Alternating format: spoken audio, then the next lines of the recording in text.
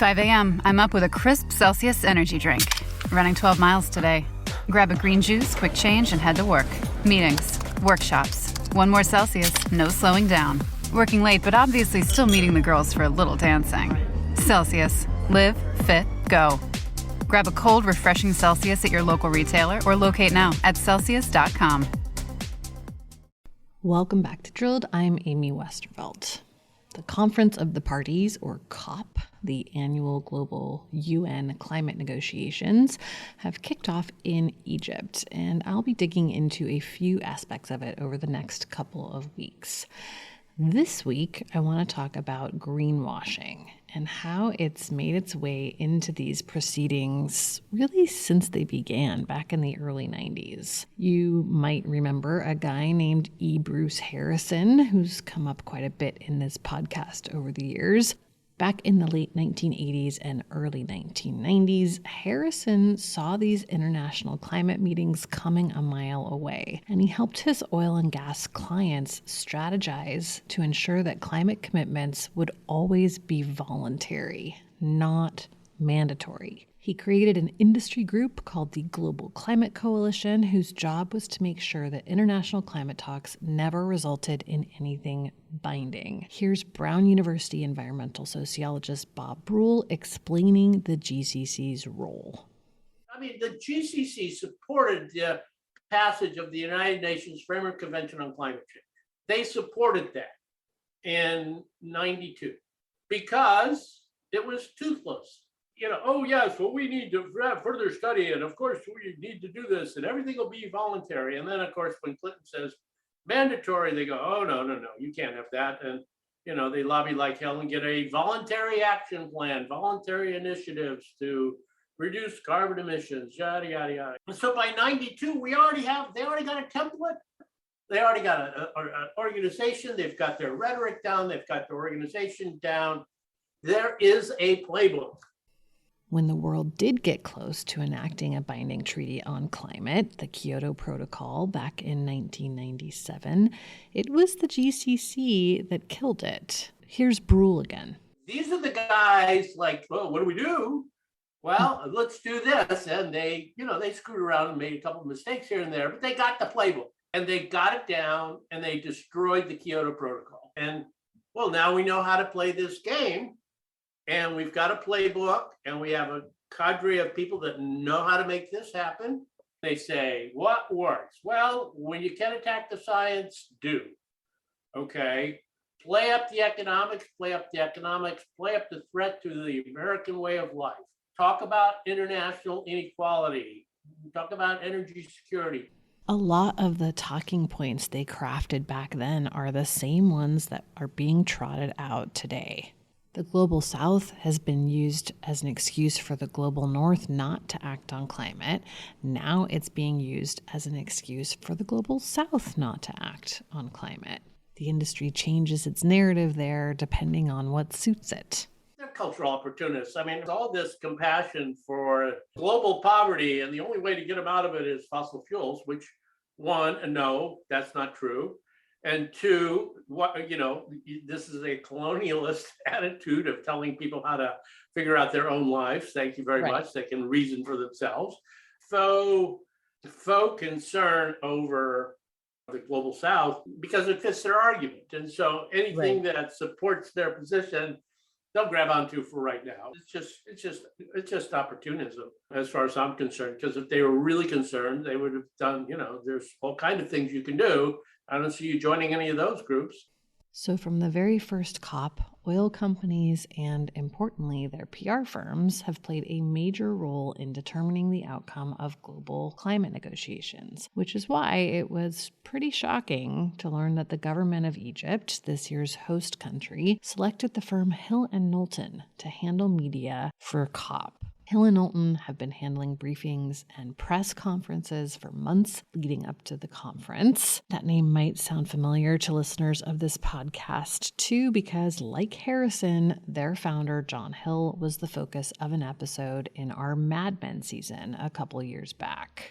Hill and Knowlton not only masterminded Big Tobacco's deception strategy back in the 60s, they also worked for the fossil fuel industry during those years and were a conduit of information between the two industries. Talking about the similarities between Big Tobacco's and Big Oil's strategies without talking about John Hill leaves out an important piece of the history. And Hill and Knowlton's conflicts of interest aren't in the distant past either. Today, the firm handles media for the Oil and Gas Climate Initiative, a coalition of the world's 12 largest oil and gas companies, and a central hub for all of their greenwashing messages, from meaningless net zero pledges on carbon to the hilariously named Aiming for Zero Methane Emissions Initiative, which will be a major force in negotiations on methane emissions at COP this year. It's hard to imagine that the Hill and Knowlton team handling PR for COP isn't feeding back immediately to the team that handles the Oil and Gas Climate Initiative. With that in mind, I thought it might be worth rerunning our episode on Hill and Knowlton, its founder John Hill, and its role in crafting climate denial. That's coming up right after this quick break. This episode is brought to you by Polestar. There's only one true way to experience the all-electric luxury SUV Polestar 3, and that's to take a test drive. It can go from 0 to 60 in as little as 4.8 seconds with the dynamic handling of a sports car. But to truly understand how it commands the road, you need to be behind the wheel. Up to 350 miles of range, the 3D surround sound system by Bowers & Wilkins. It's all something you have to experience to believe. So book your test drive for Polestar 3 today at polestar.com. Ryan Reynolds here from Mint Mobile. With the price of just about everything going up, we thought we'd bring our prices down. So to help us, we brought in a reverse auctioneer, which is apparently a thing. Mint Mobile Unlimited Premium Wireless. How to get 30, 30, bit to get 30, bit to get 20, 20, 20, bit to get 20, 20, bit to get 15, 15, 15, 15, just $15 a month? Sold! Give it a try at mintmobile.com/switch. Upfront payment of $45 for 3-month plan, equivalent to $15 per month required. New customer offer for first 3 months only. Speed slow after 35 gigabytes if network's busy. Taxes and fees extra. See mintmobile.com.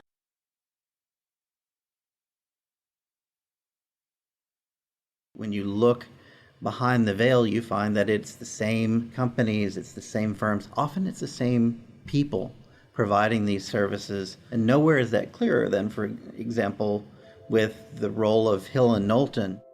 Remember a couple weeks ago, I said I'd found some new leads that were relevant to this season. One of them was the guy you just heard talking there, Carol Muffett, who runs the Center for International Environmental Law.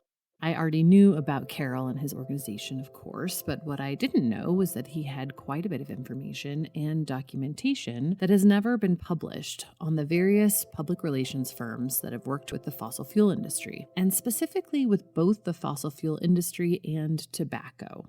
Hill and Knowlton, which is widely recognized as a lead advocate for the tobacco industry and the tobacco wars. Hill and Knowlton was, simultaneously and from a very early stage also actively representing an array of oil and gas companies on issues of concern to them. And often the same account leads on the tobacco campaigns were also account leads for oil companies. As we learned in earlier episodes this season, these two industries have a long history of influencing each other. And at the center of that influence are a few key spin masters. They're the guys we're focusing on this season. I'm Amy Westervelt, and this is Drilled, Season 3, The Mad Men of Climate Denial. Today we're going to dig into the story of John Hill, founder of Hill and Knowlton.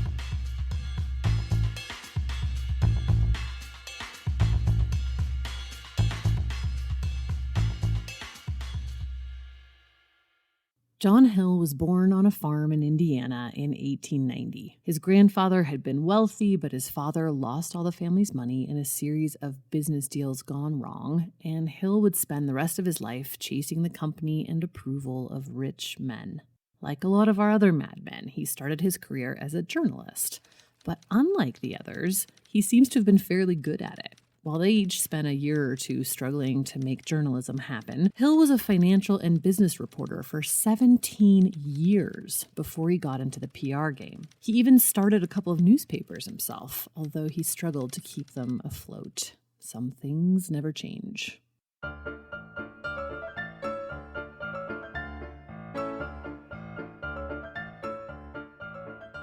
His first foray into PR came in 1920 in Ohio when he took a gig creating a newsletter that Cleveland's Union Trust Company wanted to send out to local executives. By this time, he was the financial editor of a steel industry trade magazine, because Ohio.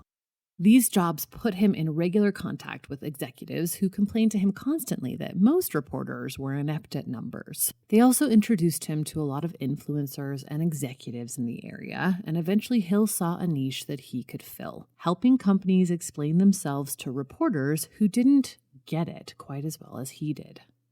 Hill opened up his own firm in 1927 with Union Trust and Otis Steel as his first clients. Because Hill was well-liked by local executives, word spread fast, and within a couple months, he'd built an impressive roster. It included United Alloy Steel, Republic Steel, and Standard Oil of Ohio.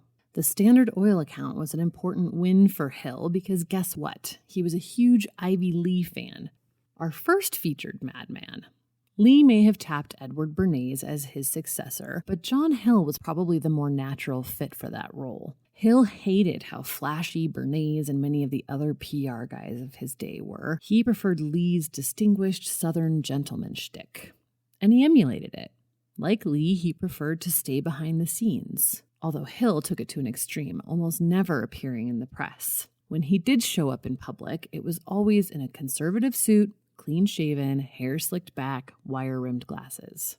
But just when his business was starting to take off, the tremendous crowds which you see gathered outside the stock exchange are due to the greatest crash in the history of the New York Stock Exchange in market prices. Hill's steel and oil clients weathered the financial storm okay, and Republic Steel had just helped to score the firm a whale, the American Iron and Steel Institute, the trade group for the whole industry. They requested that Hill and Knowlton open up a New York branch near their headquarters in the Empire State Building. That same month, Franklin Delano Roosevelt took office. I pledge myself to a new deal for the American people. Hill hated the New Deal, and so did most of his clients. Standard Oil had him write up an advertorial assuring people American business would be okay. And his steel clients had the firm cranking out pamphlets emphasizing the great relationship between steel workers and their managers. The reality, of course, was that steel workers and their bosses had been fighting for a long time. And America's big steel companies had done everything they could to repress unionization. As the largest industry in the country and the largest employer, the steel industry kind of viewed itself as the last defense against unionization, a protector of American business, defender of bosses everywhere. They were helped in their efforts by near constant concern about creeping communism in the U.S., starting with the 1919 Red Scare and continuing for decades. Anti-union pamphlets Hill and Knowlton made for Republic Steel highlighted how union shops actually infringed on workers' rights. A closed union shop denies the right of the individual worker to make his own choice as to whether he wishes to belong to a union. It's the exact same line you see in anti-union ads today. Another Hill and Knowlton client, the National Association of Manufacturers, one of the earliest industry trade groups, went beyond pamphlets to sponsor a weekly pro-business, anti-New Deal radio drama called The American Family Robinson.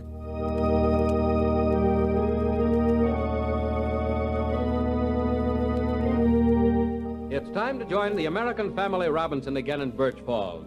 But one thing this Army situation ought to get credit for is bringing everybody face to face with the cold facts. That's right, and it ought to remind the country of something more specific. That it's only business and industry that can provide soldiers and sailors with the proper equipment. Sure, that's what I say. But after more than a decade of suppression, the labor movement was gaining steam again. A few years after opening his firm's New York office, John Hill faced his first big challenge in PR. And just like with his hero, Ivy Lee, it came in the form of a violent labor strike. Steelworkers were starting to band together by 1936, forming the Steelworkers Organizing Committee within one of the country's biggest unions, the CIO. This officially freaked steel bosses out. The American Iron and Steel Institute put Hill Knowlton on the case, and they wrote up full-page ads with a manifesto for the industry. The ads suggested that outside agitators had coerced employees into joining the union. On the last day of June and the first day of July 1936, the trade group sponsored full-page ads in 382 newspapers in 34 states. But the unions persisted. In 1937, U.S. Steel agreed to recognize the unions and negotiate a contract. That made it more difficult for the other companies to resist. But there was one holdout, Little Steel, an umbrella group that included all the smaller independent steel companies. Led by a man named Tom Girdler, president of Republic Steel, Hill and Knowlton's client, they refused to have any sort of contract with a union. And then in May 1937, Girdler was elected president of the trade group. Apparently, by this point, he had been stockpiling weapons for months, planning on some kind of armed battle with the union. Later that month, a strike began at the Republic Steel plant in Chicago. Armed strikers and armed police in front of a South Chicago steel plant.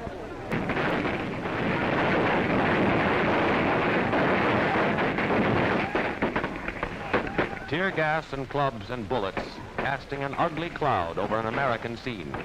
10 people dead and 90 people injured because tempers on both sides had overcome reason. The union quickly branded the event the Memorial Day Massacre.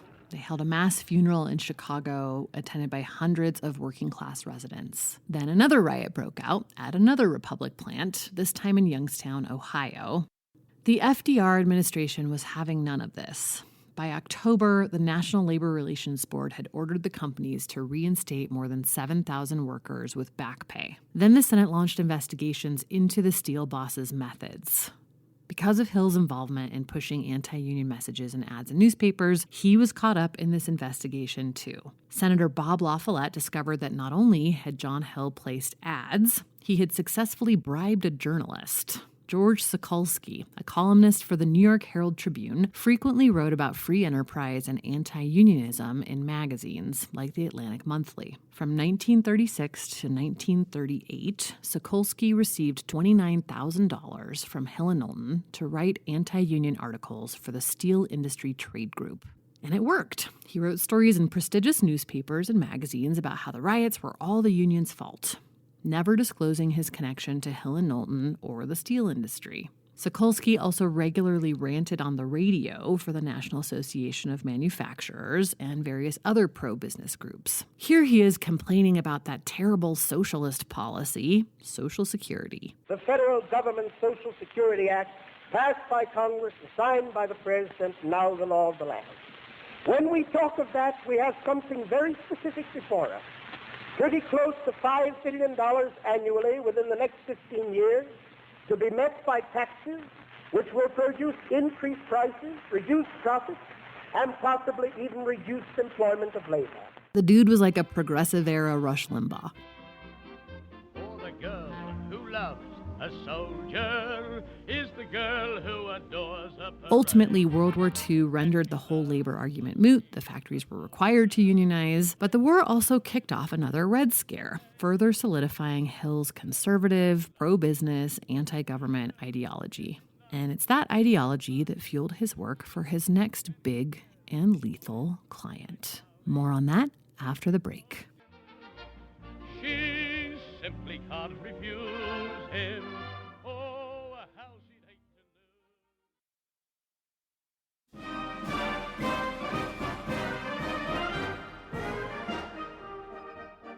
to World War II had just put an end to years' worth of labor strikes in steel mills. John Hill was hired to help the industry through it all, but his work on that front was basically a failure. Not only had his clients lost the war with labor, but their goonish tactics had been outed in the press.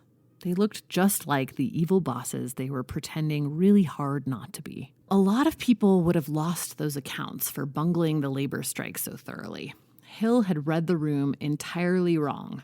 And not only that, he'd gotten busted bribing a journalist. But by this point, the steel and oil barons who made up Hill's clientele considered him a friend, an equal, a trusted confidant. And he spent almost as much time managing how his clients saw him as how the public saw them. By this point, Hill had also learned a very important lesson. His job was not to sell the public on any particular product, company, or industry. It was to sell Americans on the importance of American business in general, and particularly big business. He was pushing ideology, creating social license for American industry. And that meant working in Washington, too. Shortly after the war, Hill Knowlton became the first PR firm to have an entire branch dedicated to public policy work. The Washington office didn't have its own accounts. It existed solely to handle government relations for the firm's New York and Cleveland clients. By this point, that meant they had their hands in everything from energy policy to agriculture and all points between for clients like Texaco, Marathon Oil, Coca-Cola, Monsanto, and a big new client, the Tobacco Industry Research Committee. Listen while I tell you a story, the tale of the Marlboro brand. It came out of Richmond, Virginia. We're going to spend a fair bit of time talking about the Tobacco Industry Research Committee for a few reasons. First, it's a really good example of the type of strategy Hill would typically recommend for industries. Second, it shows how adept he and his firm were at manipulating the press. And third, because Hill is a huge link between tobacco and oil. Not only did he have oil clients early on who informed some of his work on tobacco and vice versa, but he often brought them together in the same trade groups. R.J. Reynolds, for example, a key member of the Tobacco Industry Research Committee, also had their research arm join the American Petroleum Institute, a client of John Hill's by this point. And then there was the more direct intersection, which attorney Carol Muffett pointed out to me. Gas stations were the most important retail outlets for cigarettes for decades. And for the oil companies, cigarettes were their most important retail product other than gasoline itself. Fascinating, right? But it makes complete sense when you think about it, and also helps explain why there were so many overlapping ad campaigns between the companies. Muffett says there are two things that make this remarkable. One was the joint marketing strategies and documents and analysis that the oil companies would do together with the tobacco companies. The tobacco industry archives are filled with these strategies and reports, and many of the joint ventures were between two Hill and Knowlton clients. So by the time you get to the 1980s and 1990s, we were finding joint meetings of advertising managers from ExxonMobil and RJR, or for Chevron and Philip Morris. And these meetings were not just quick debriefs either. They would often include detailed requirements about where the cigarettes would be posted, what aisles they would be visible to, ensuring that they were set up next to the candy. One of these reports runs to 200 pages and includes incredibly detailed analysis that broke people down by demographics, by neighborhoods, by socioeconomic status, with the goal of targeting them very individually. Muffett tells me their entanglements eventually went beyond advertising.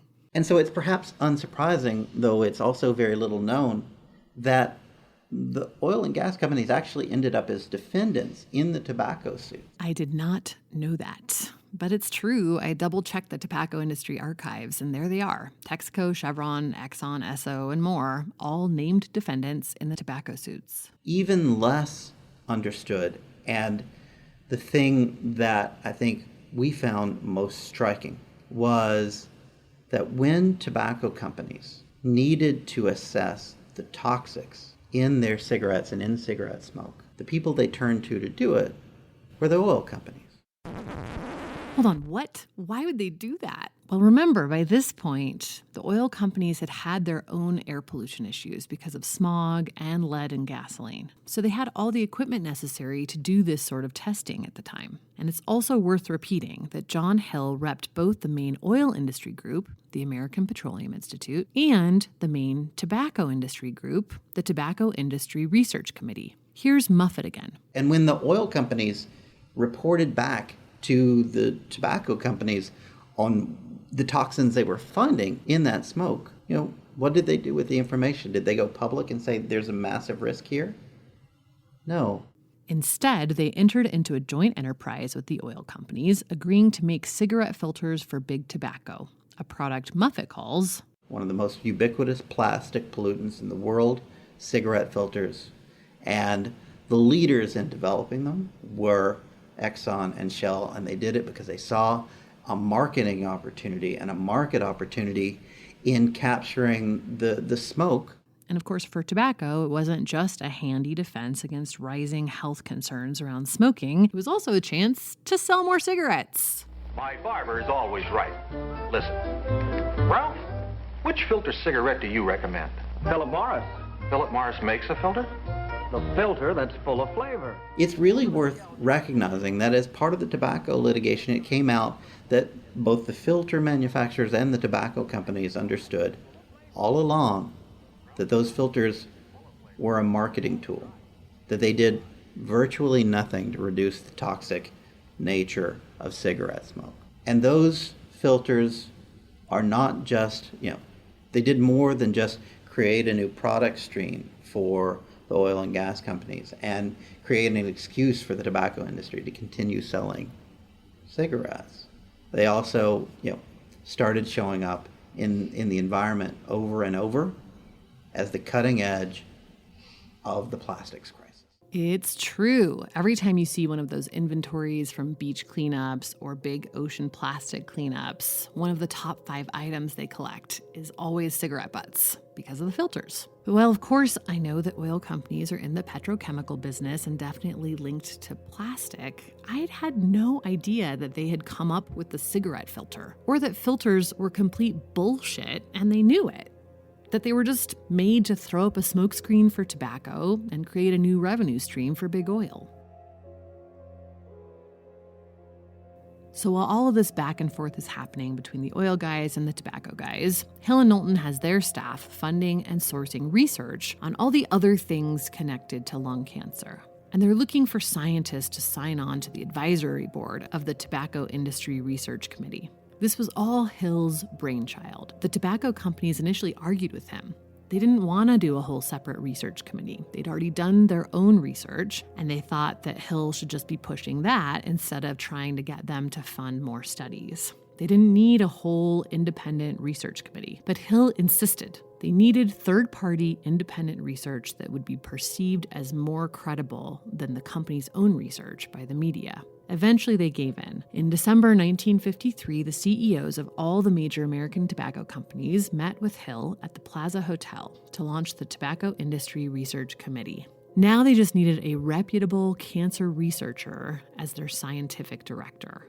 And that was not easy to find. So in the first several months of the committee's existence, its research was conducted by Hill Knowlton staffers. There are all of these internal staff memos from this time where they're giving updates on clients, and the oil-tobacco connection is stark because you've got updates on Texaco followed immediately by updates on this phony research committee with lots of the same staff on both. Eventually, they hired Dr. Clarence Cook Little. He went by Cece. And Hill Knowlton proclaimed him a world-renowned cancer researcher, which was a bit of a stretch. He'd been president of the University of Michigan and had worked for a year as the managing director of the American Cancer Society. But he'd never actually done any cancer research. The quote-unquote cancer lab that Little ran raised mice for actual researchers to use. In the hands of Hill and Knowlton, though, Little became a widely respected researcher. So much so that in May 1955, when famed journalist Edward R. Murrow wanted to tackle the smoking controversy in a 2-part special, Little was introduced like this. The cigarette industry, aware of this fact and fully cognizant of its responsibility, has organized the Tobacco Industry Research Committee. Its scientific director is the eminent cancer investigator, Dr. Clarence Cook Little, head of the Jackson Memorial Laboratory at Bar Harbor, Maine. The research group arranged for Murrow to talk to 2 other quote-unquote independent scientists, both of whom were also on tobacco's payroll, unbeknownst to Murrow. And the resulting documentary actually had the effect of making the legit scientists, who hadn't gone through Hill and Knowlton's extensive media training, look like activists. And the industry plants looked like the serious, logical adults in the room. Dr. Little, have any cancer-causing agents been identified in cigarettes? No, none whatever. either in cigarettes or in any product of smoking as such.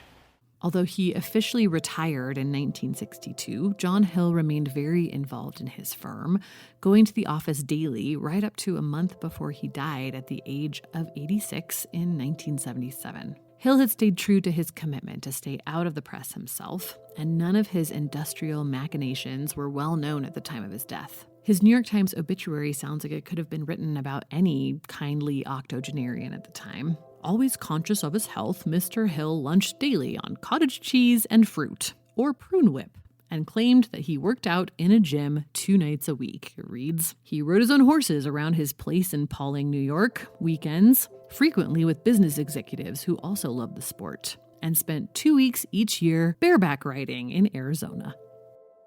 Yep, prune whip and bareback riding, and manipulating Americans. That's John Hill.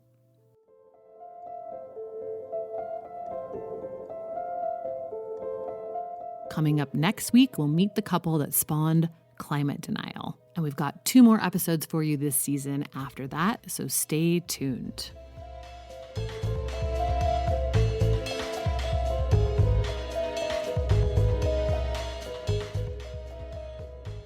Drilled is produced and distributed by Critical Frequency. The show is reported, written, and produced by me, Amy Westervelt. Our editor is Julia Ritchie. Our editorial advisor is Rekha Murthy. Sound design and score by B. Beeman. Katie Ross created the amazing artwork for this season.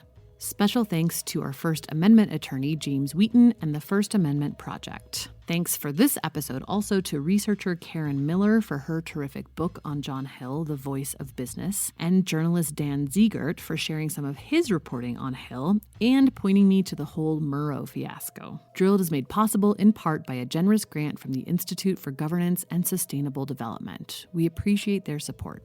You can find Drilled wherever you get your podcasts. Remember to leave us a rating or review. It really helps people find the show. You can follow us on Twitter @WeAreDrilled and visit our website, drillednews.com, for more reporting on this subject and behind-the-scenes stories from this season. Thanks for listening, and we'll see you next time.